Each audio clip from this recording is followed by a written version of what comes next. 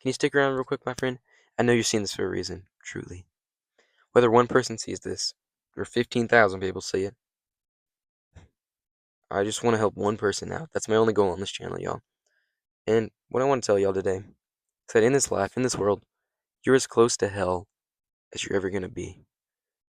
Okay, my friend, I want you to know that whatever sin you're struggling with, whether you keep messing up and messing up again and again, you're beating yourself up, you're telling yourself how disgusting you are for looking at stuff online, or how awful you are for getting so angry, or how much anxiety you have.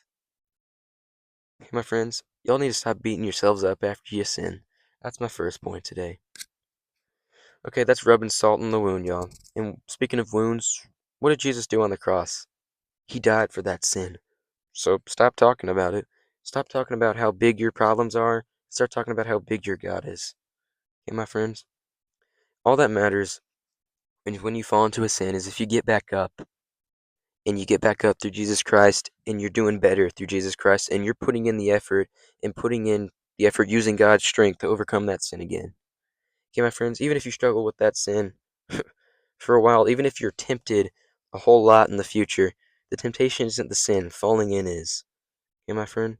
Okay, my friends, but what matters is if you get right back up and you don't live in that sin and condemnation and you live in God's conviction and God's love. I was reading Jude earlier this morning and it says to stay living in God's love. And this whole passage I was reading this morning was talking about how through all the awful stuff in this world, through all the darkness in the world, we have to be the light. Okay, my friends, I want to remind y'all that you need to try to make people in your school or at work say, what does that person have that I don't? Okay, my friend?